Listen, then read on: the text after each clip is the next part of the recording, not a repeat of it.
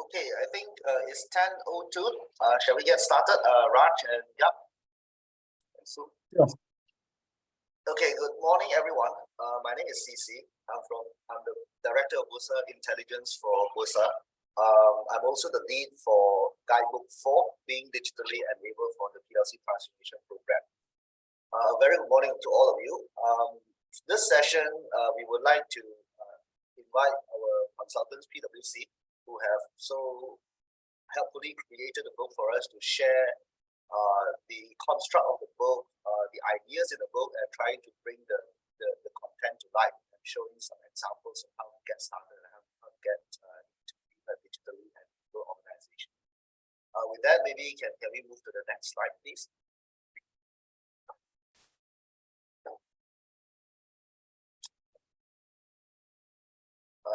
Next. Yeah, so just a recap of the objective of what we're trying to achieve today. Number one is really sharing the good practices around the 4 dimensions that the Guidebook 4 proposes, which is customer experience, empowering people, operational efficiencies, as well as new business model. Then there will be a series of case study under each of the 4 dimensions around how does company in Malaysia bring these elements to life and incorporate them into their business operations with very tangible business outcomes. And lastly is to share key implementation considerations and some of the guidance and tools for PLCs who would like to get started in terms of advancing their journey from a digital progress point of view. Next page, please. So a bit of a background in terms of the PLC transformation program for those of you who may require a little bit of a reminder. So it is a program that was launched back in, was announced I think back in 2021, but the first guidebook purpose and performance driven organization was published in January 2022. In June, the second guidebook on sustainable, socially responsible and ethical PLC was published. Guidebook 3 is on investor relation, was published in August 2021. Guidebook 4, which is the current guidebook that we are talking about, together with Guidebook 5 on nation building, was published in the 4th quarter last year. The intent of the PLC transformation program, as you can see at the top, is to really address lackluster corporate performance, strengthening the growth narrative for PLCs, and lastly, create a more attractive marketplace for domestic and foreign investors. And this will allow policymakers as well as market promoters and facilitators such as Bursa Malaysia to look at the market as a whole, drive performance improvement as well as culture across the PLC angles, share best practices, while also take this to the investing community and be able to profile and to market the Malaysia market, the corporate Malaysia market a bit more attractively, with the hope to really increase the PE ratio of the market. Now, while it was announced in 2022, the guidebooks was published in 2022. There are a series of programs and to monitor the PLC's effort and progress through a digital dashboard that was also launched in the 4th quarter last year. So next page, please.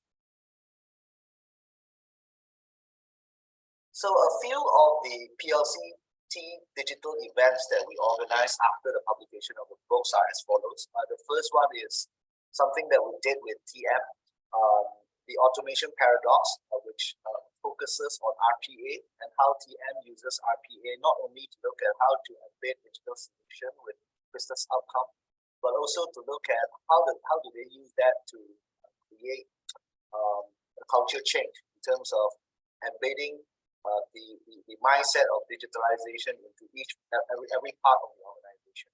We also have one specifically on talent, working with Pulsify as well as DPI strategic consultants on AI and how to create sustainable values for organization and employee. And just last month, well, just this month, earlier this month, we ran a digital for ESG forum for CFOs, CTOs, as well as the head of sustainability. Basically, what we try to do is to look at how do we use digital to solve ESG related problems across the C-level of the listed company. On the 10th of May, when we ran the session, there were 499 registration from listed companies, and we were pleasantly surprised that about a third of the attendees are either CFOs or the finance community, as well as some of the CIOs and CDOs. So that is the first installment of Digital for ESG we will run for the next few months. Next page, please. So what's next? In the following two slides, we want to kind of set the stage about what Bursa Malaysia will be focusing on for the rest of the year. As listed company would know, by the end of this year, we have announced that ESG disclosure would be made mandatory. So for companies to disclose ESG related disclosures as well as carbon related data. As part of that, we have created a centralized sustainability intelligence platform, what we call is the CSI platform. It was announced by our Honorable Prime Minister on the 8th of March this year, where the CSI platform would be the only platform that the listed company will submit your ESG disclosure, your mandatory ESG disclosure, in the same way that the listed companies submit your annual reporting as well as your company. And what the CSI platform aims to serve are as follows, the 5 bullet points at the bottom, which is we aim to use this as an integrated national infrastructure and act as a single source of truth for ESG disclosure, as well as carbon footprint for listed company.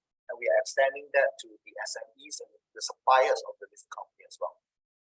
We aim to make it scalable to cater for different and evolving ESG framework and standard. For example, we will start with TCFD, and we are monitoring other standard requirements such as ISSB, TNFD, and so on. And we aim to make the submission as well as the platform to support the changing of the framework as we go along. Thirdly, it allows for global interoperability. We are working with London Stock Exchange, and through London Stock Exchange, working with other peer exchanges to explore using the same data standards and using the same infrastructure to deploy across multiple markets.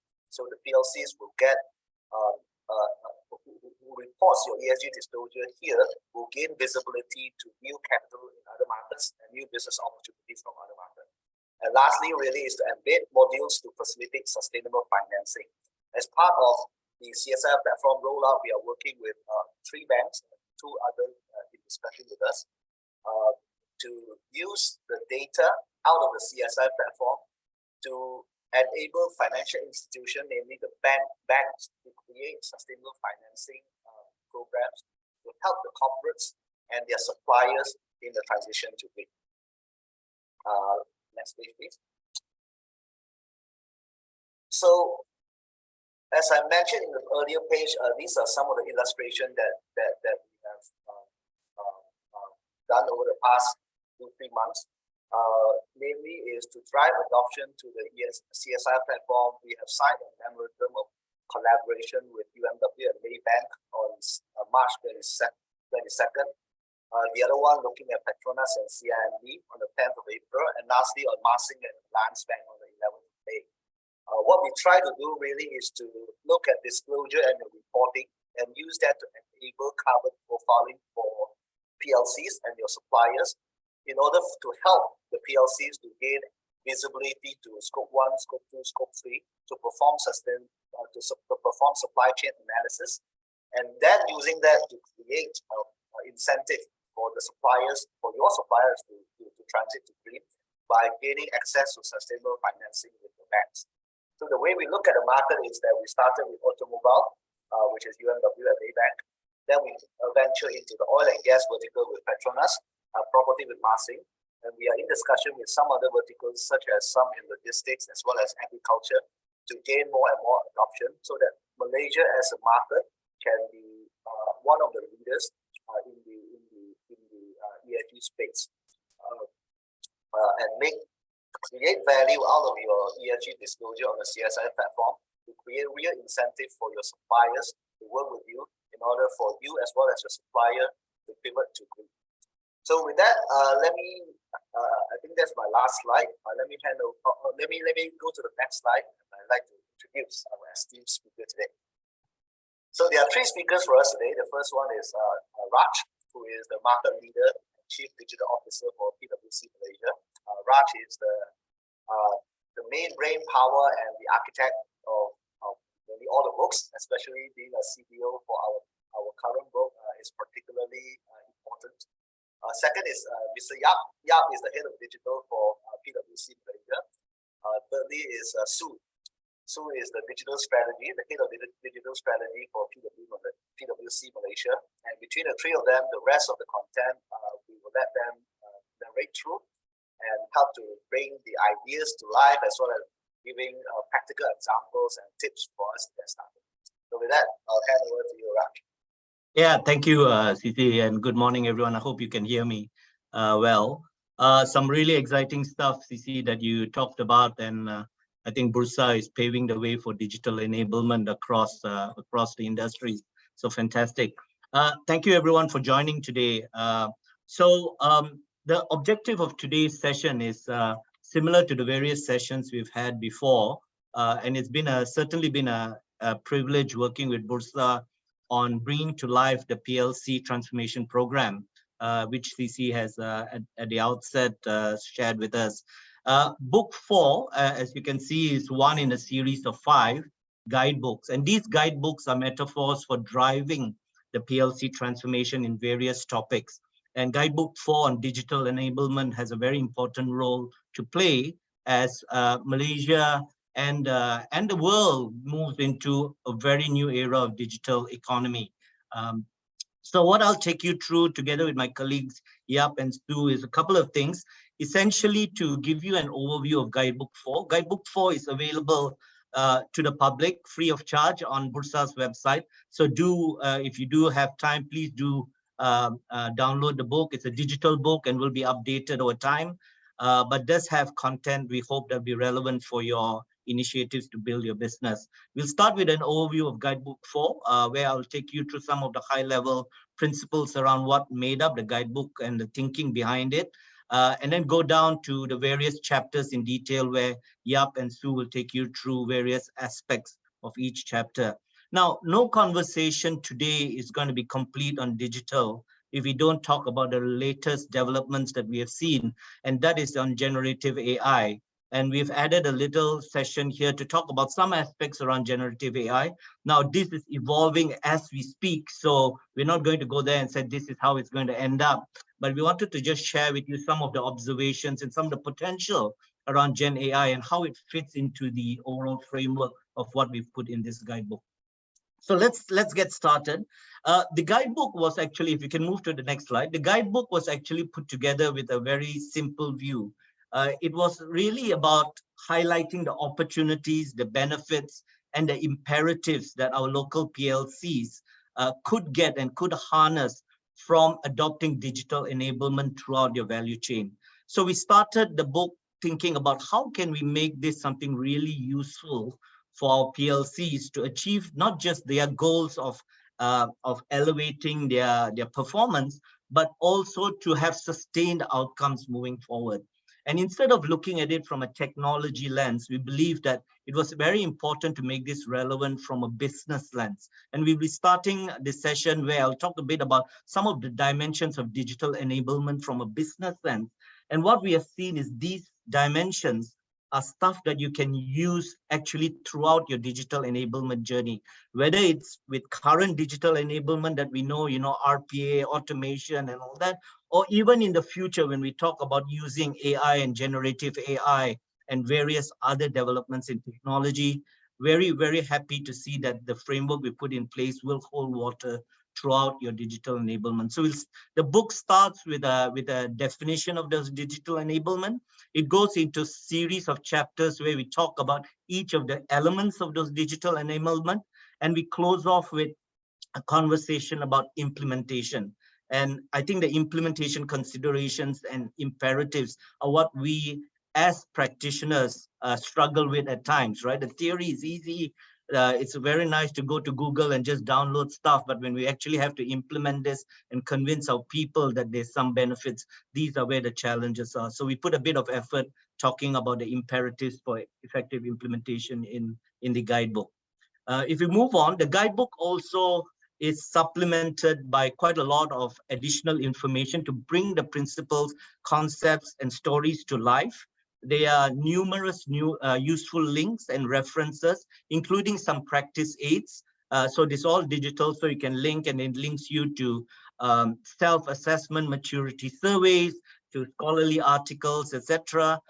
We also took the initiative together with Bursa to actually do some localized interviews with some very prominent personalities in the business environment in Malaysia to get from them the real stories around digital enablement in their own organization. So please do view some of these videos when you have time, because I think there's some very insightful nuggets of knowledge there that comes from practitioners. And they were very, very happy to share with them the very difficult, the complexities, as well as the achievement that they've had in their digital journey. For example, the big question about how do I convince people down the road about the benefits of digital enablement and take them on their journey is as important as how do I convince my board and the senior people of the organization the money being put into digital enablement is worth it. So it's a very interesting dichotomy that needs to be balanced by practitioners when they try to do digital enablement. We also took the initiative to come up with some localized case studies. You'll see that throughout the book with some of our prominent PLCs who were very happy and willing to share their stories around digital enablement. But we took it one level further and said that let's not just talk about the stories, let's talk about the outcomes. So you'll see in those case studies that we actually share some of the outcomes relating to the digital enablement exercises, right? So please do find some time to look at it, and I'm sure you'll find it useful. So let's get down to what this book is all about, this guidebook is all about. If we move to the next page. So the overall principle around the PLC transformation program was to nudge our public limited companies and listed companies to move up from just keeping up with what's happening around them to stepping up. And that was the mantra that was used throughout the 5 books, 5 guidebooks, and the overall PLC transformation program. And using that as a sort of an anchor, the framework for digital enablement in this guidebook, and I think will be very useful as a framework if you take it to any other digital enablement across your organization, is made up of these 4 dimensions. And it's very business centric. As you can see, while we talk a lot about technology in the book and the various technologies, we know that technology evolves. However, the business requirements or the business purpose of an organization remains fairly consistent. One is to always enhance your customer experiences. And interestingly, today we talk not just about the customer, but the customer of the customer, right? So it's not just about your immediate customer experiences, but how can digital enablement enhance the experience of your customers' customers? So it makes that even a broader concept that needs to be considered. The second one is around empowering people and driving change. We've seen a lot of examples where digital enablement has actually elevated the morale, the productivity, the capabilities, the engagement of people and workforce in our organizations. And this has become a very important part of many organizations. We ourselves as a professional services firm always struggle with talent, right? Just like many of you. And we found that digital enablement is an excellent way of not only attracting talent, but enabling them to be more productive and more fulfilled in what they do. And finally, the last 2 points on operational efficiency sounds like a given, right? We'll say that, well, when we automate, we reduce costs, etc., etc. But it's not that simple, right? Operational efficiency should be done in the context of what it's going to do for sustained outcomes. So a one-off operational efficiency initiative does not give you sustained outcomes. But digital enablement has proven that we can get sustained outcomes by doing proper thinking around what are the processes that can be automated, can be digitalized, can be transformed. And this has led to huge amounts of benefits that many companies have seen locally as well as globally. And finally, the most difficult part, but probably the most important part of digital enablement is creating new business models, right? The world is changing. The customers' demands are changing. Our people's demands are changing. The whole business landscape is changing. And for companies to continue with the same business model, you're going to be left behind. But digital enablement has proven that new business models, through combinations of various building blocks, can create a new way of delivering products and services to your customers. So these were the 4 elements that actually form the heart of the guidebook. And each of these chapters are broken into chapters where we elaborate on how companies can use various digital enablement principles, technology to elevate each of these various elements. And it's interesting, you can take this 4 and overlay it today in what's happening in the world around digital transformation, ChatGPT and all that, and you'll find that we can use this framework throughout our digital enablement exercise. Now, if we just move on, the book starts with a definition. And it's interesting when we talk to people, sometimes these definitions sound very academic, but they are really important. The concept of digitization, digitalization, and digital transformation is something that we started the guidebook with, because it's very important for all of us who maybe are starting on their journey to realize that there are differences around these definitions. Digitization is about taking analog and physical into a digital mode or digital form. Digitalization is about process transformation using digital enablement. And the overall transformation or digital transformation is about the societal effects and the cultural effects that digital processes bring. So it was very important for us to set the scene. And as you can see on the right here, every organization has huge opportunities to harness benefit from digital enablement all across the value chain. And this is not just about companies that have products or hard products and sell boxes, but it's also for companies that sell services, right? And we try to illustrate that through a simple value chain diagram. Right at the bottom, you can see the enablements of technology that will actually drive this sort of digital enablement across the value chain. You can see right down there, it's a bit small, but even throughout the book, we have actually brought up the concept of artificial intelligence even 6-7 months ago before ChatGPT came in, because we knew that that was a revolution that was already hitting the market and changing the way companies were actually transforming. Now, if we move on, one aspect that you will see throughout the book is the term data. Data is the lifeblood of digital enablement. It is the new currency, some people say. So when an organization goes into a digital enablement sort of environment, there's huge amounts of data that go into the process and huge amounts of data that are ingested and generated out of a digital enablement process. And data is where I think the money is, right? And when I say money, it's about the benefits you get. It's all about getting informed and fast decision-making. It's all about getting prediction and predictive modelings to think ahead and look at trends and be able to react and proactively adapt to different changing trends. There are new avenues for monetization of data. Data is king, data is cash, right? These days, data is what everyone wants to have because you can actually use it to monetize and create new business models. So we wanted to, I think we are not overemphasizing when we say that it's all about data, and if the way companies use data and the way data is ingested throughout your digital process is going to be critical for success and sustainable outcomes. Now, no conversation is complete without talking about what are the consequences of not being digital enabled. And if you go to the next slide, you can see that there are huge ramifications for companies that do not adopt digital enablement, even at the very basic, at the foundation level. You're going to lose competitive advantage. Companies that have embraced digital enablement and data analytics and generative AI these days are starting to see themselves move ahead of various of their competitors who do not adopt these various digital enablements.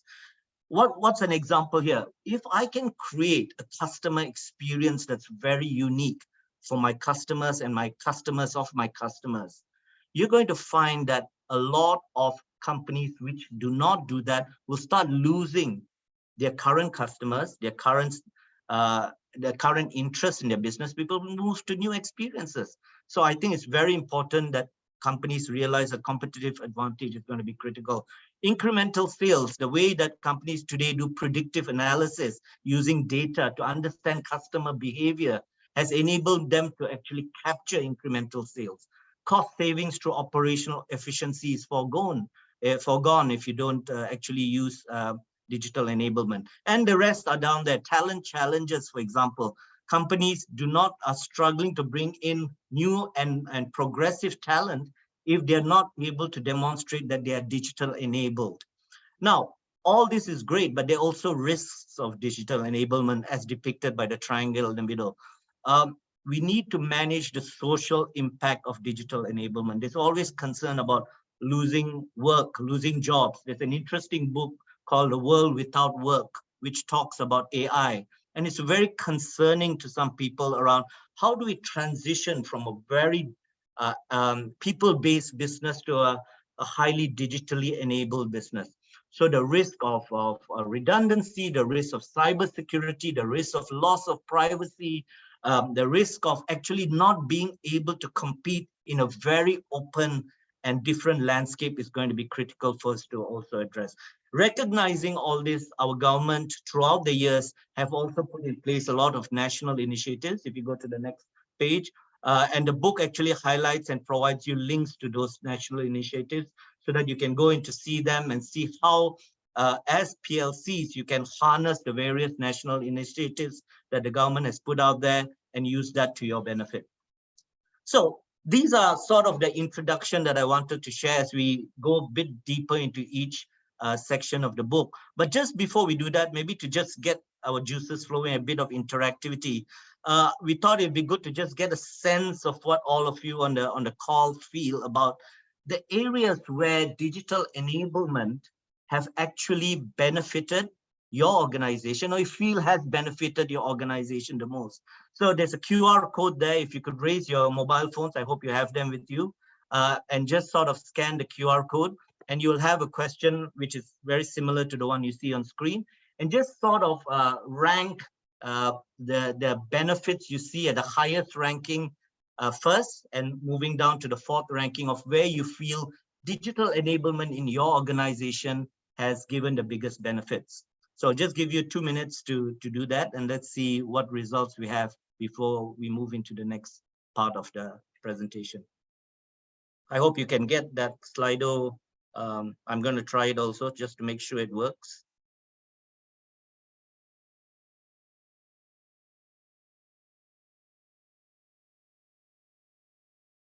Just give it a bit of thought, and as the question comes up, just start hitting which do you think the first and number one will appear there, then move down the ranking, and then click on send.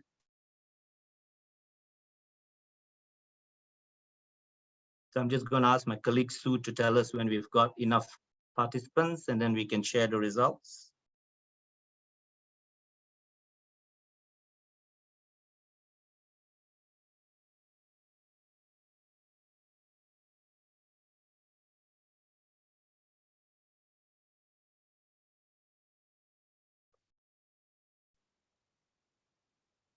You share the results.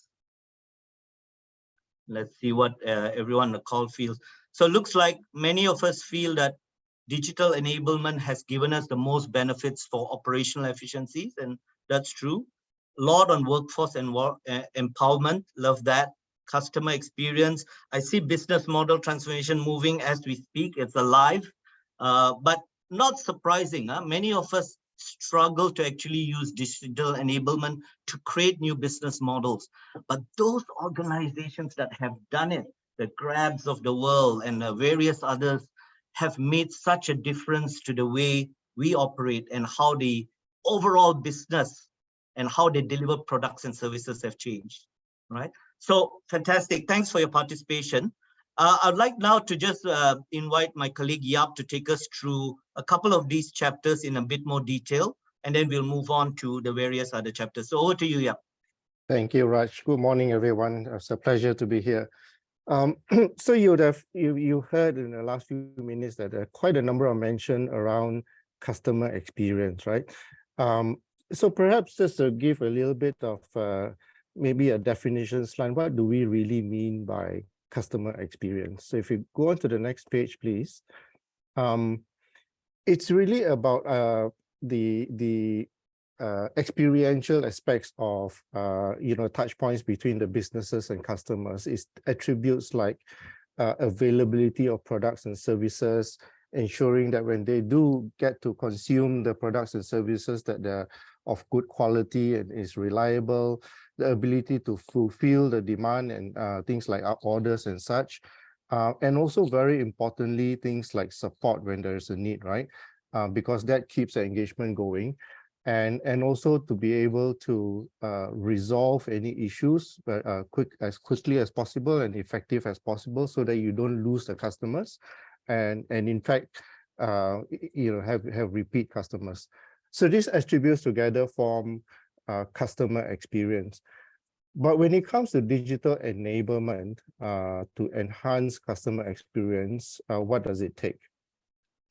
To be able to enhance that is really about creating a differentiated experience, right? So in other words, on the next page, you'll see what we term as supercharging customer experience.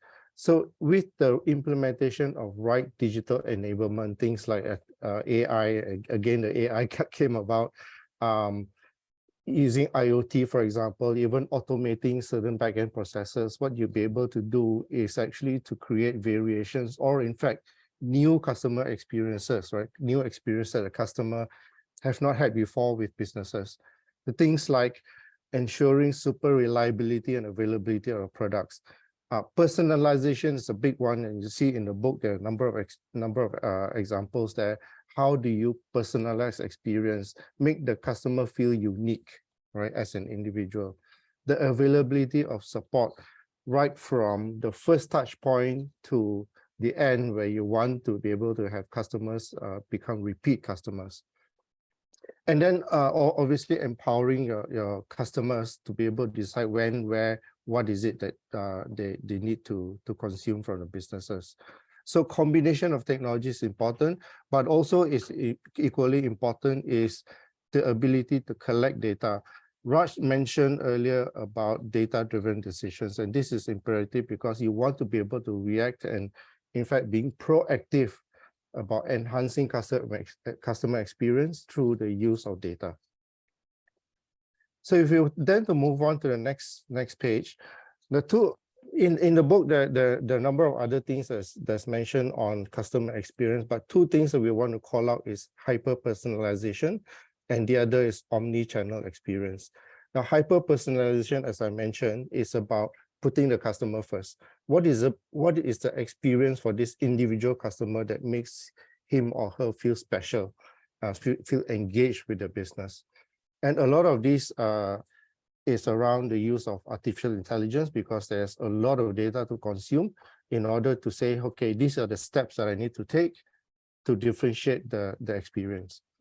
Omni-channel is about a seamless experience, no matter which, shall I say, medium of engagement between the business and the customer. So you go circle around the ring, you say e-commerce platforms, physical stores, mobile experience, even a simple website, or even emails, and I would throw in there mobile messaging as well as part of that, right? So as customers weave between a mobile experience to a physical store, for example, how do you make that as seamless as possible so that it's a consistent, unique experience? I think one of the lens that we could apply when we want to consider what are the areas of digital enablement that you could embark on is to actually understand the customer journey. From a business perspective, we look at customer acquisition, engagement, and delivery, and then post-delivery. But if you apply it from a customer lens, it's about how can they be aware of what you have to offer? How do they reach out to you? How do they discover the options that they may have and make choices, right? Having engagement through either conversations, support, issues resolution, those kind of things is a phase that they may go through once they become a customer. And ultimately, at the end of the journey there is to have them come back to you again and again. And that creates a kind of sustainable outcomes that we've been talking about. So understanding that is important so that you can actually implement the right sort of digital enablement throughout this customer journey. One of the examples that we've highlighted in the book is how Maxis adopted a customer-first orientation to their approach, and they called it the unmatched personalized experience. And they're pretty comfortable to say that there are outcomes that they've achieved, great outcomes that you see there, for example, 5 times more increase in digital sales. And Maxis in the telco industry, they have a reload facility that actually also increased, right, through a customer first kind of experience mindset. Now, I also want to mention that the other areas that we've covered, which we're not highlighting in today's webinar, is actually variations, right? There's a particular page on, I think it was page 23, where there's an outline of from and a to situation. So for example, how do you move from traditional demographical customer engagements to a broader segment? How do you shorten the time to market through digital enablement? For example, you could prototype, test, and deliver products faster than relying on the traditional delivery method, the development lifecycle. Further on in the book, you'll also see the importance of understanding not only the journey, but also harvesting the data so that you can understand customer needs, preferences, and changing sort of nature, changing demographics of a customer profile. So that it touches on customer analytics, and the classic examples are there, right? Businesses such as Amazon, Netflix, even Starbucks, and how they have actually harnessed data around customer analytics and put in place proactive measures to actually enhance the business. So I thought that gives a little bit more specific lens of what we mean by enhancing customer experience in a guidebook. If I were to then switch gear to talk about the flip side of the business, which is the people, right? Customers on one side, and the other side of the spectrum is the people within the organization. How do we empower them, and how do we drive change through them to enhance the business? Move on to the next one. Now, I think there's no need for any sort of argument to say that organizations that have digitally empowered the people, it's easy to see the gains in the form of efficiencies, removing manual hours out from the workforce and automate a lot of processes, and chances are that Raj pointed out earlier about being able to be seen as a digital leader out there and attract and retain talent. So those are some benefits that you can derive if you empower them right. But what do we mean by empowering people? In what ways do we empower people? So the next page gives some 8 sort of segments or areas that we covered on workforce empowerment. Things like mobility is about where they're able to work. Like work from home to work from anywhere, basically, right? Being able to have a connectivity, they are able to tap into the organization resources wherever they're working, but ensuring they have the resources available that they need to be able to perform. And of course, one of the very, especially these days in the current generation of workforce, is about well-being. Many people are talking about work-life balance. A company needs to be able to take care of the well-being, and certainly in the S pillar of ESG, right, talks about that. So these are various elements.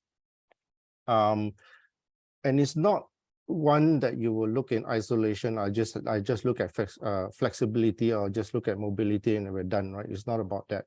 Because in order for the workforce to be effective and contributes to growth of the company, it's about, if you go to the next page, it's also about being able to kind of have an efficient workforce, one that not only they can deliver what they need to do, but the business also needs to be able to monitor, track, and tweak along the way to ensure optimal performance, right?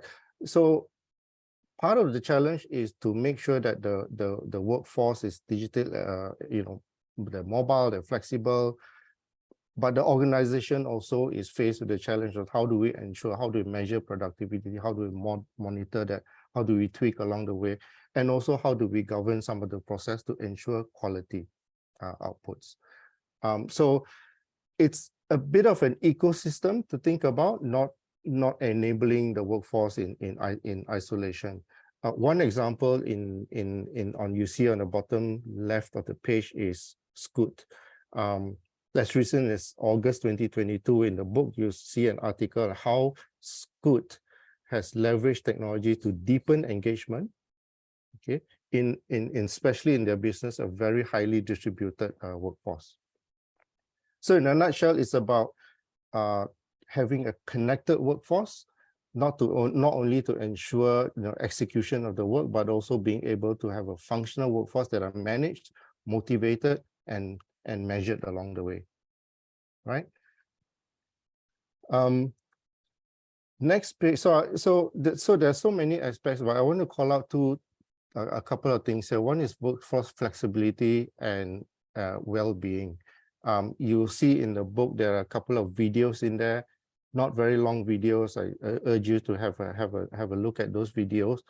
I just want to spend a little bit of time on employee well-being. As you know, the workforce generation, not like when Raj and I grew up, we never thought about our own well-being. Now the demand is actually there. Even when we are interviewing candidates, they do ask, say, how do you ensure well-being, right? So how do you use digital enablement to ensure well-being is not only taken care of, but in many cases elevated as well? So things like employee engagement, is there a digital medium through which they can provide feedback, and you can also provide feedback as an employer or of these people that we have in the workforce? Sentiment analysis, where do you get sentiment analysis? Very typically through very unstructured data, right? So things like social media that you can actually harness to say, okay, generally, what is the sentiment? What do we have to proactively tweak or fix or enhance, whether in the form of benefits, HR policies, those kind of things. Workload management is a big topic as well. It's important to have some form of data for you to measure, are people overutilized, underutilized? Are you optimizing the skill sets that they come to the table with? And how do you get the most out of the workforce, essentially? Also very important, you see towards the bottom right there is early warning. So together with this information or data that you have at your disposal is to be able to make early decisions that comes from early warning. So you want to be alerted of signs that could, shake the workforce in a negative way, so that you can, put through corrective actions early. So having the data through technology and various digital enablement, you're able to then, at the very least, maintain well-being or even elevate that, enhance that in an organization. So with that, so I've kind of briefly covered the customer experience on one hand. On the other hand, it's about empowering the people. How do you optimize that in the business? And that both contributes towards, growing the organization. With that, I might hand you to Sue, who will cover the other two, which is operational efficiencies and new business model. Sue? Thanks. Yeah. Good morning, everyone. Before I proceed, I mean, there is a Q&A function in the Zoom, and if you've got any questions, do put it in there, and then we'll try our best attempt to answer these questions. Yeah, so basically in the last two chapters, we've covered about people, about customer, and how digital has basically enabled these two very important components. Moving to the next slide. And I think just now we also did the Slido, we did a quick pulse check on what is most important. And I think all of us here in the room has basically said that operational efficiency is one of the most important things where digital can enhance your company performance. And digital enablement has been integral, right, to boost overall performance and margins. So on this page, I think we've highlighted 7 key areas where companies can boost their performance, from measuring their company performance, to transforming core operational processes, to managing human capital, managing compliance and surveillance, as much as also maintaining infrastructure efficiency. So what I'll do is that I'll pick out a couple of these areas and maybe deep dive a bit better. But in the book, in all these 7 areas, actually, we've given you examples how the different types of technology can actually digitally enable your operational processes. So let's move on to the next slide. So, yeah, okay. As mentioned earlier, I think Raj also mentioned the importance of data collection, right? The areas that we want to collect data, to measure trends like input versus output, to measure performance of equipment, to measure workforce productivity. All these requires data. And in collecting these data, it basically can help improve or measure a company's operational performance. Just to give you an example, right? I think these days are quite common where we are tracking social media, we're tracking blogs, we're tracking Twitter, and all of these provides a feedback mechanism to companies to understand whether products or services that they are putting out there is in line with what customers actually want, whether the product is truly selling. And this gives you an understanding on how customers are thinking, the pain points that they're facing, and you kind of take that feedback into then channeling how you then improve your services to market. The other thing that is quite common that we see right now, which I'm sure you're also quite familiar with, is sensors. How sensors play a role in collecting operational data. Sensors on trucks, sensors on machinery. It tells you when your machine needs to be serviced. It tells you where the breaking points or parts needs to be changed. So all of this basically, at the end of the day, improve operational performance of a company. There are more examples that we've put in there. The next page around managing human capital. It's one of those things where today, with the advent of AI and a lot more technology, where this can be used across the whole talent acquisition lifecycle, right? From recruitment, from sourcing to onboarding of new recruits. And it's taken countless of human hours away from doing some of these things. So many companies, including like the likes of ourselves today, are using things like AI to prepare job descriptions, to kind of filter through CVs, to carry out candidate assessments, pre-interview rounds. to kind of just streamline the process a lot easier for companies to basically recruit and source candidates. Also, if you look at onboarding of new talent into companies, we're using things like microsites, we're using things like new training facilities to online training facilities. And it just makes candidates' experience of being onboarded into a company much more simpler, efficient, and seamless. And in here, we've given like 4 different examples of how companies like Unilever, how the L'Oreal is adopting some of these AI technology in the whole recruitment or whole talent acquisition lifecycle. So please feel free to watch them at your own time. Another area where we've seen how digital enablement has basically improved or reduced workload of hours is around compliance and surveillance.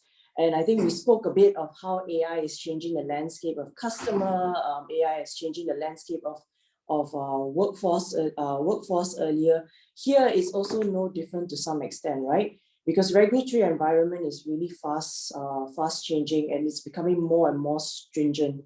And so things like AI, intelligent automation processes like RPA, robotic process automation, like natural language processing can help drive efficiencies and costs down in meeting regulatory compliance. So maybe just let me deep dive a bit into an example here that we have on the right-hand side.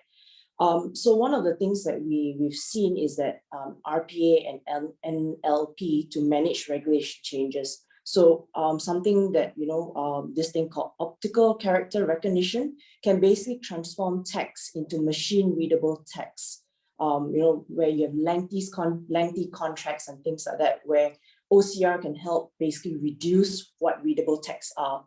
And from there, processed text can be then kind of made it easy for human beings like us to understand what convoluted regulatory terminology is. And using an AI model can then leverage the output to provide options to understand what policy changes have been made, similar past cases.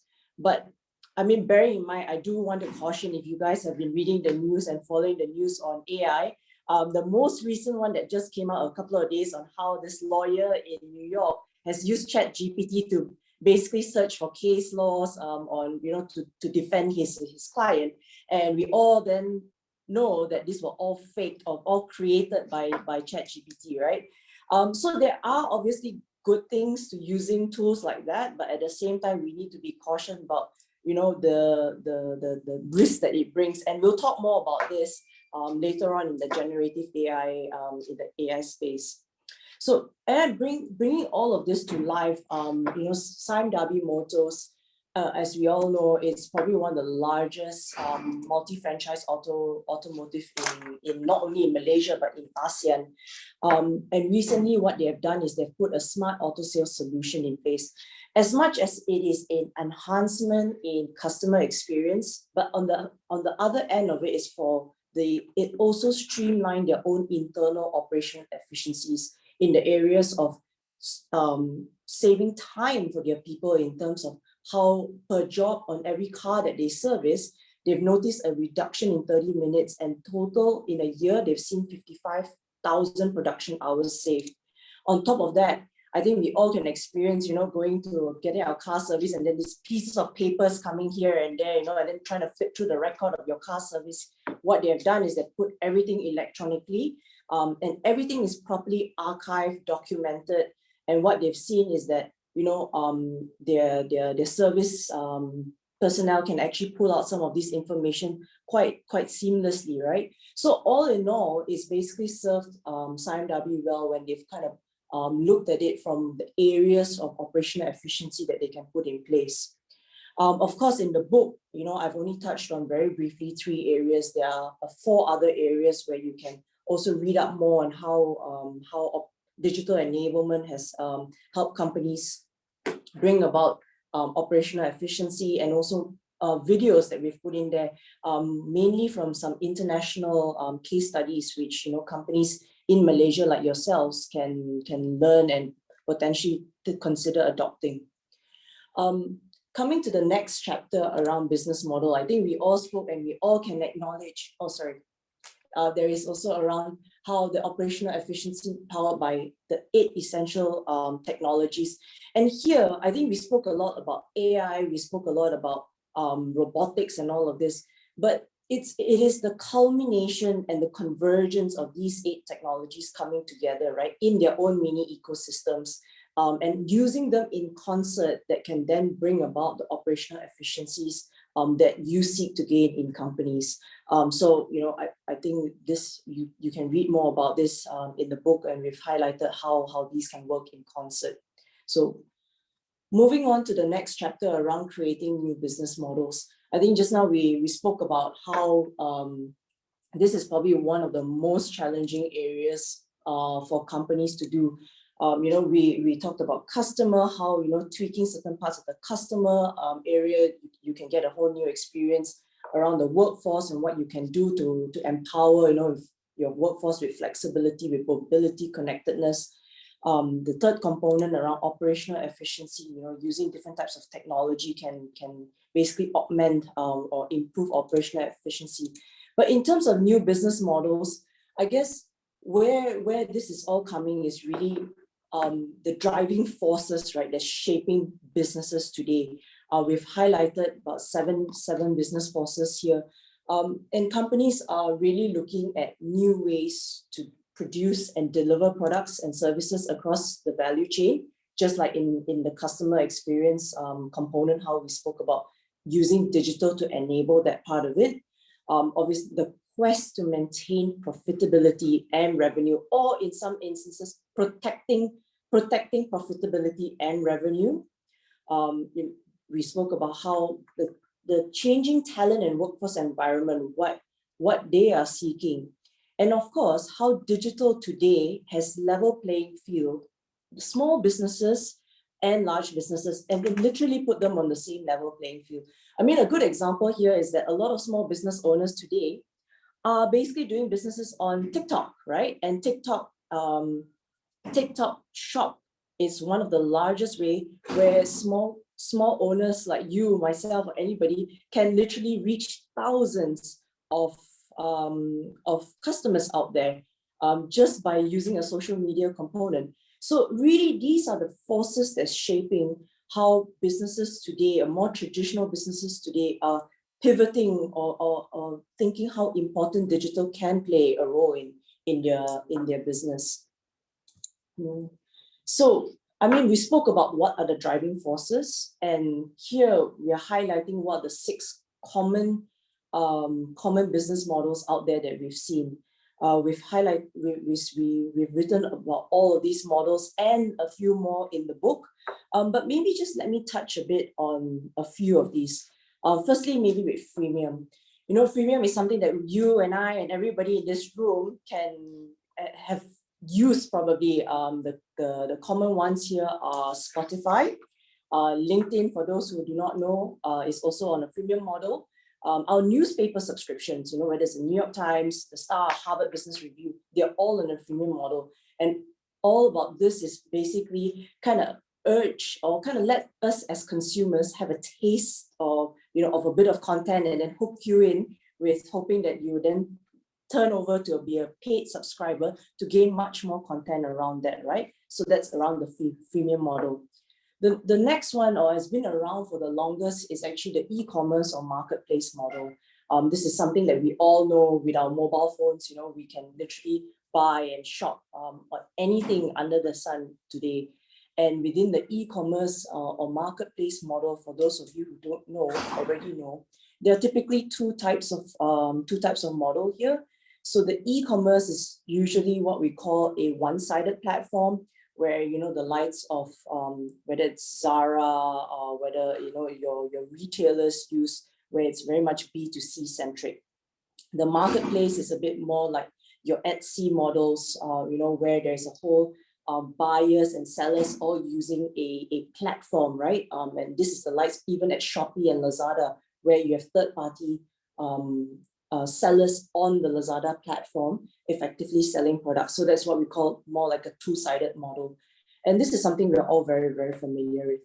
And the third one that we are also kind of very close to our hearts, or at least has touched our lives and changed our lives, is around the access over ownership or sharing model. Whenever we go on a holiday these days, we just open Airbnb. I think all of us can say that we've booked something on Airbnb. That's a typical sharing model, and this is all part of the whole larger sharing economy, right? That is basically prevalent in our lives today. The likes of Airbnb. So we are all very, very familiar with that. Maybe let me then deep dive a bit more on what are some of the considerations if we are then, companies are looking at creating a new business model with digital enablement. I think in the book, in each of these models, we have actually given two other things. We've highlighted what are the considerations in each of the business models, as well what indicative metrics to measure the success or the performance of the business models, as highlighted on the left-hand side of the page. So let me take you through very quickly what are some of the considerations. They're non-exhaustive, and some of these are potentially unique to certain business models. For example, the first one, right? Potential for low conversion rate, as I spoke about the freemium model. I think some of us are probably quite happy with just, having Spotify with the ads coming out. And this is where people like Spotify is having challenge converting converting users from being on the free model to a paid model. So how do we then ensure that there is that conversion happening for companies on that model? The second thing is around demand and supply, and this is something quite fundamental across most of the models, because you always want to be giving products or supplying products that meet customer demand vis-a-vis your own, what you can then supply. And it's important whether it's in the e-commerce model or whether it's in some of the other models, understanding what customer wants, which is what we spoke about earlier today, is actually key to driving the success of some of these business models. The third thing is around regulatory. As we all know, in the digital world, regulation is constantly just trying to keep up, not even keep pace, but literally keeping up, right? And we've seen how regulators have come down hard in the whole sharing economy, how taxes, how they're trying to impose taxes on some of these companies, where especially it relates to cross-border transactions. How do we tax these companies? So this is it's always at the top of mind of business owners. Fraud and data security. I think all of us can also kind of attest to how important our data is being managed, and if as a platform owner or a business owner that you cannot give comfort to your customers that their data is managed, that their data is managed properly, particularly around transaction data, around credit card details, you can almost be sure that customers will not be coming back, right? And last but not least is also as tied on to point number 2. Another consideration is how changing customer behavior is really shaping how we drive our business model, right? Giving them what they want rather than more demand driven rather than a supply driven area. So these are just 5. I think in each model we've highlighted at least 3 to 4 different types of consideration that you could think about or work through when looking at such business models. And we spoke about how the building blocks around digital enablement, the 4 key components.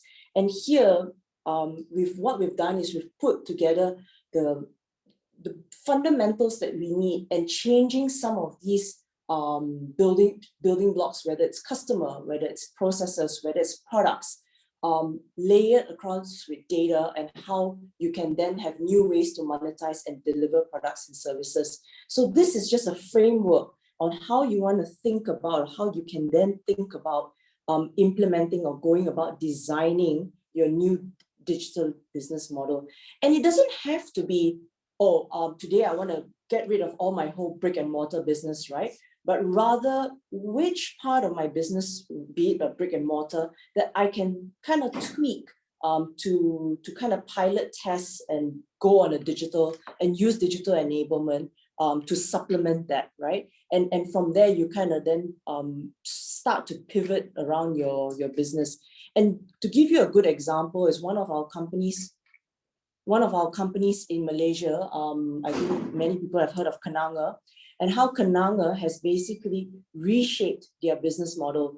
So Kenanga is for many years have been a very traditional stockbroking business where they've got one of the largest remisier workforce. And they saw how digital is shaping the business, not only in Malaysia, but also learning from likes overseas. And so what they've done is they've gone into partnership with Rakuten to kind of form a digital enabled stockbroking business. And from there, what they have done is that they've tweaked literally a couple of things for themselves, for their business, right? One around how to create a seamless end-to-end digital experience, from onboarding new customers to, doing your eKYC, how do then customers have an account online to then start trading, right? So that's one component that they've tweaked. The second thing is how do they leverage off partnerships, which is with Rakuten here to create the digital product and service, which is the online stockbroking. And how did they bring their people along the ways, right? For them to kind of put this whole, bring to life this e-stockbroking business that they've had. And one of the outcomes that they've achieved from this is really targeting a whole new segment that they never thought that they could with their traditional business, model. And we've interviewed Kenanga on this. There's a very interesting interview with Datuk Chiek and his team there, which you can then listen from the book. So all in all, basically, this is the 4 key components that we've spoken about. The dimensions around digital enablement. Raj? Yeah, thanks, Yap and Sue. Ladies and gentlemen, thanks for staying on for the session. Just going to close off with a few more points. I think no conversation is complete without talking about how we're going to implement. And the book also elaborates in the final chapter around some of the imperatives for effective digital enablement. And if you look into the next page, you can see that these are the components that needs to be considered when one goes into a digital transformation, digitalization. Very critical, right? A lot of money is being put into digital enablement. You'll see that in some of the videos and interviews where some of the chief digital officers have talked about, we put in millions and millions and we really have got some benefit, but sometimes we don't get the return on investment. And therefore, we need a framework that drives a higher level of success. The overall idea of digital enablement is to increase digital maturity. And I think it's very important that companies continuously measure their digital maturity. And there are many ways to do it. There are a lot of surveys out there that ask you the relevant questions to actually benchmark yourself against what it should be, what you should be in terms of digital maturity. Even in the book, we've given you some links to available surveys or maturity surveys or maturity assessments that you can use as a primer before you go into more detailed digital maturity assessment. The 4 components, governance, talent, leadership, performance are critical if you're going to make any of these digital enablement exercises work for us with sustainable outcomes. I think governance on our side might sound very simple. It's all out there. But I think when you look at a digital environment, governance becomes even more important. The policies, the standards, the overall accountability framework on how we transform from where we are today to where we're going to be tomorrow is going to be so critical that we need to put the governance in place right at the outset. The boards have a very, very big objective or very big accountability to make sure that organizations are fit for the future. Management has a very big responsibility to implement those visions and those thinking and the thought to ensure those enablements happen. On talent and culture, it's very important for us to consider the fact that our talent landscape is changing, both from the influence of digital enablement, but also due to the fact that talent and culture are looking for new ways of doing things. And in this case, upskilling and reskilling becomes so critical to keep our workforce relevant for the future. The other thing that we have noticed that companies need to consider is the overall way of career pathing needs to change. We can't, these days, we can't just go through the normal step up, rank and file sort of approach in talent career pathing. We need to look at dual pathing, triple pathing, different ways of recognizing people with different skills. And that's what keeps our talent attracted and retained. There's also the very, very difficult topic that we have elaborated a little bit in the book around managing redundancies. While we don't like to bring that up, there are going to be people who might not be relevant in a digital environment, and there needs to be just transition, a justification to make sure that people transition in a very equitable and seamless manner. This includes upskilling, reskilling, but also placement, right, of people who maybe become redundant due to the various aspects of digital enablement. Then there's the discussion around leadership and strategy. The envisioning of the end state by management and the board is critical, sparking the right behaviors. And here in the book, we've also talked about the very important role of the Chief Digital Officer, which is a role that has emerged over time, but has transformed from being a technology viewed person to a business leader. So the Chief Digital Officer, we've got an interview from our regional CDO who talks about how that role has evolved.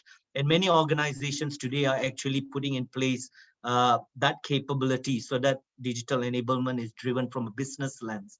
And finally, performance measurement in digital environment is slightly different. Yeah, the traditional measures are still relevant, but new measures that actually clearly show the progress of digital enablement initiatives need to be put in place. And in the book, we have actually highlighted quite a few of those. Now, the big question is, how long does it take to actually go from A to B in a digital enablement exercise? Now, we can take the long road, we can build, train, upskill, or we can fast track, we can leapfrog the whole process. And if you go to the next page, our book also talks about what are some of the ways that companies can fast track their digital enablement journey without significant upfront capital outlay.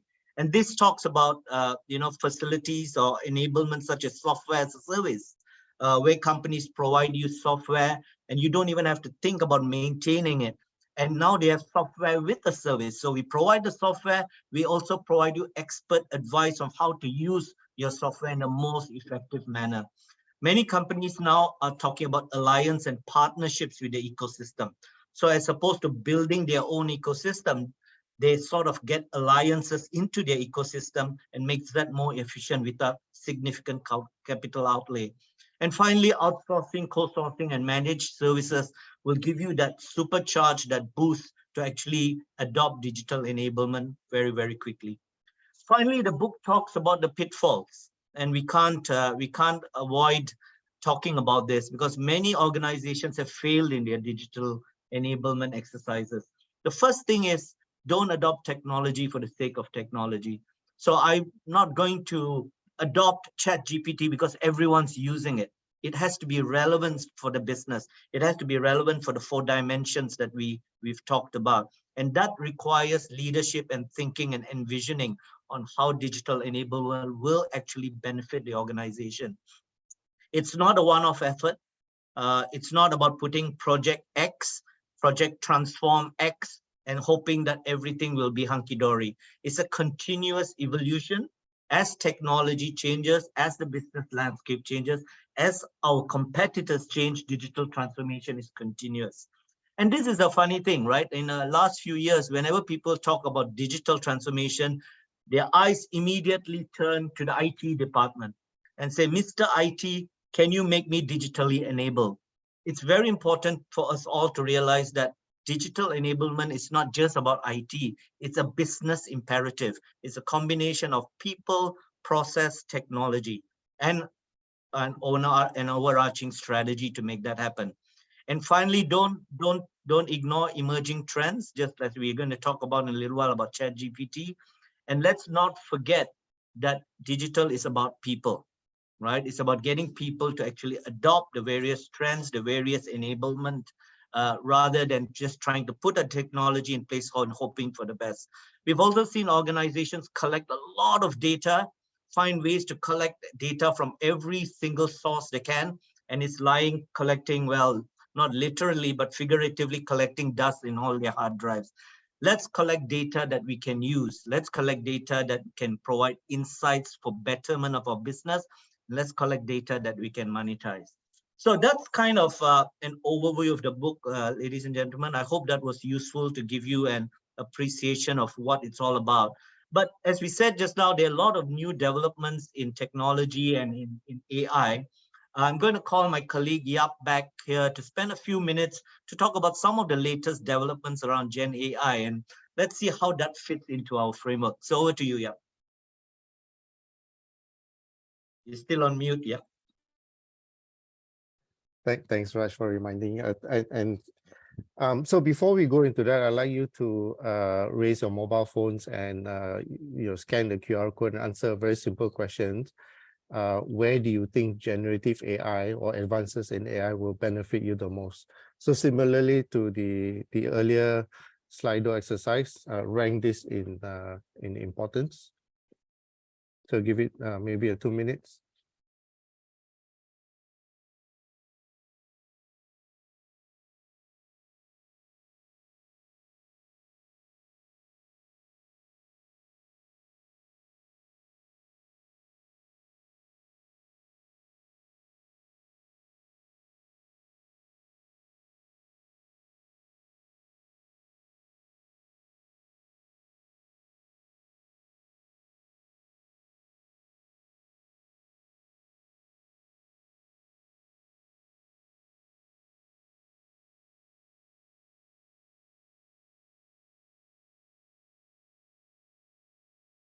Do you want to flesh out how we're doing so far in responses?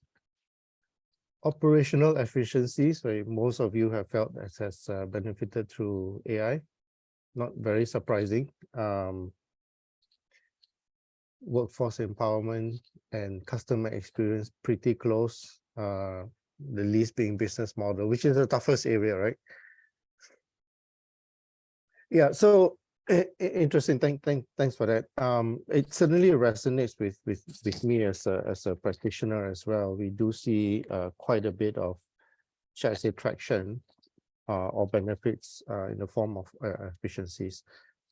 But let's circle back into the topic, right? There's so much of literature out there, so much of news and development out there. It's almost difficult to, or almost impossible to keep track of what's happening out there. It's a real explosion. In fact, many of you may be more familiar with this topic than I am. But just to give you a perspective, right, in particular in the area of generative AI, how quickly ChatGPT has grown from nothing to really, really big, right? So the sort of landmark milestone is 1 million users. If you look at Netflix through Instagram, it took years and months, whereas ChatGPT took only 5 days. In fact, another fun fact is that it took less than 2 months for ChatGPT to reach 100 million users, which is roughly the same time or even less time that Instagram took to reach 1 million. So it just gives the perspective of how quickly things can scale, right? And on the right-hand side, it's a little bit of a description around what actually generative AI is. So think of AI as the broad umbrella. And then within that, there are a subset of AI, which is in the realm of machine learning. And within that, deep learning as well. So generative AI is think of it as a subset or a derivative of machine learning and deep learning. Now, what is it founded on? It's founded on something called LLM, or large language model. Essentially means it trains itself with a lot of data and such that it's able to predict or generate existing content in a summarized manner or new content. To Sue's earlier example about the lawyer filing court papers, citing number of cases that are completely made up. And the best thing about that is he didn't even realize they were fake, right? So there you go. The capability is just mind blowing. Now, moving on to the next page, I just want to maybe, given there's so much out there that's happening, maybe just a quick view in terms of various segments of the industry, right? On this page, you see words like restriction of use, putting in place guardrails, leakage of certain sensitive information. So you get a sense that whilst excuse me, a tool like generative AI has got enormous powers, there are also concerns of either misuse or leakage of information, right? So general sentiment is out there in that space. On the next page, you will also see that in AI technology providers or large consumers are continuing to invest in this capability, right?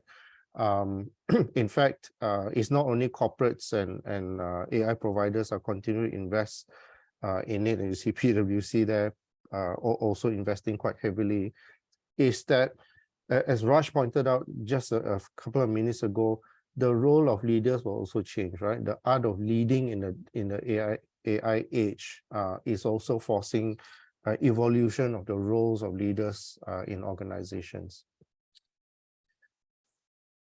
On another side of the spectrum is also from a regulator perspective. How regulators are, on the next page, you'll see that regulators are also responding, hearing from the user community and also from the developer community of concerns. Two call outs here is that on the right hand side, you'll see a Biden-Harris administration. Earlier on this month, actually, the White House announcement made May 4th, may the 4th be with you, made important announcements, right? So firstly, new investment to power responsible American AI research and development. Secondly, it's about making AI available for public assessments. And thirdly, the government needs the US government intends to be the leader in shaping policy and setting themselves as examples to the public. The second call out is on the left hand side, which is you see the members of European Parliament. Now, I think it's gone through drafts, and the most recent that we've heard that once this is agreed, this AI Act, as they call it, will be the first in the world governing the use of AI, at least in the European region.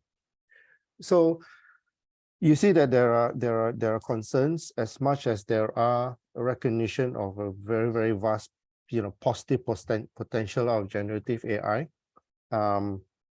Companies, organizations, researchers, developers are continuing to invest heavily, and regulations are also kind of reacting to this world and putting in place frameworks, push for responsible AI, those kind of things, right? To kind of govern that to ensure ethical use and avoid misuse. So maybe a last one, just to cap off, is you'll know this name, Geoffrey Hinton. He actually well regarded as the godfather of AI. He himself quit Google, his job, on the basis of fear that it's actually becoming too smart for us humans. That there are also very recent news of data breaches. In the news, you'll hear how Samsung has also leaked sensitive data, and then the reaction was the ban on using ChatGPT. Major banks in the US are also putting in place restrictions. So the likes of JP Morgan, Bank of America, Citigroup have also banned or restricted the use of these tools over data privacy concerns. Now, I may have painted a very negative picture when I talked about it, but I also want you to recognize that there is tremendous power. And how does it relate back to the 4 dimensions that we've been talking about, right, in terms of digital enablement? Throughout the session and throughout the book as well, there's a lot of mention of many types of technologies, ranging from automations to data analytics to IoTs and sensors and such. Generative AI needs to be part of that ecosystem, or technology ecosystem, but how do you deploy it in the right way to derive the sustained outcomes, right? And it has to relate to these 4 dimensions that will be a constant, even though things like AI, generative AI, will continue to evolve over time. Next week, we may have a separate conversation of what AI can do already, right? But these 4 remains. So how do you use generative AI to the company's advantage along these 4 dimensions? I'll give you some examples, perhaps, to start with, right? If you talk about, I spoke about customer experience earlier on, and the book talks about that quite a fair bit, but in what form does it manifest, right? The generative AI, things like virtual assistants, chatbots to enhance either customer support engagements or even inquiries at the early stage of the customer journey we talked about. Operational efficiencies, harnessing data that you can collect through your delivery chain or production chain is maybe to use it to go into predictive maintenance, quality control through the detection of anomalies in your QC process, for example, right? So those are some examples. There are many examples out there, but to Raj's point around the relevance of this, it has to be in the right use case, used responsibly and securely for that matter, but always anchored around these 4 sort of dimensions. We're talking about this digital enablement. So AI can be folded as part of that, and not necessarily in isolation to get the kind of sustained outcomes that you want. Thank you. Yeah. So that, ladies and gentlemen, was a quick overview of Gen AI. You'll hear a lot more, obviously, and it's evolving. So just to close off the session, and we're coming to the end of the time, in the book, we have given a clear call to action, as we do for all the books, on ensuring that digital enablement is something we adopt. Digital is about business, it's about people, and it is about technology. So we need to look at it in unison. And we have seen many wonderful cases in the country of how companies have adopted digital enablement and will continue to do so. But we've also seen a lot of potential that hasn't been untapped. And we hope that with Bursa's initiative in the PLC transformation program, in addition to all the other 4 books, the digital enablement guidebook and initiatives will help companies and the PLCs to elevate performance, for better market performance, as well as for your own sustained outcomes. So I don't think we have any Q&As, but let me hand over to CC from Bursa to close off the session. Thank you, Raj, Sue, and Yap.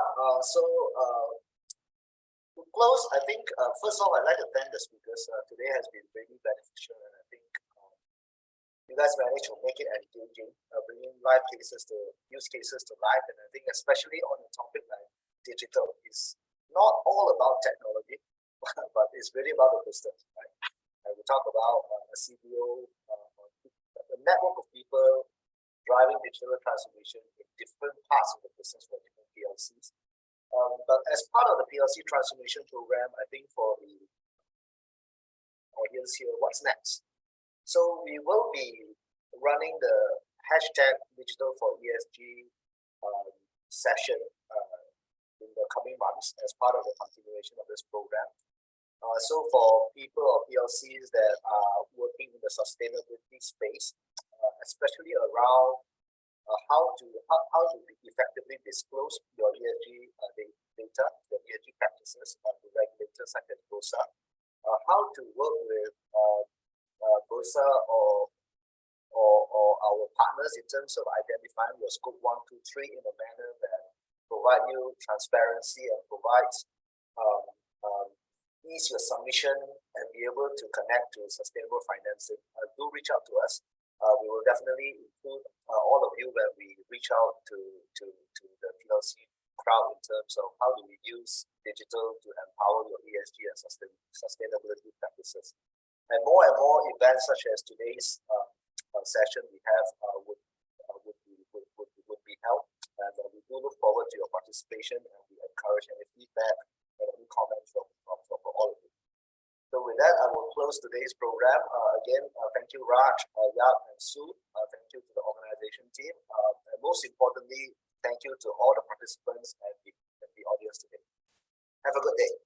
Thank you.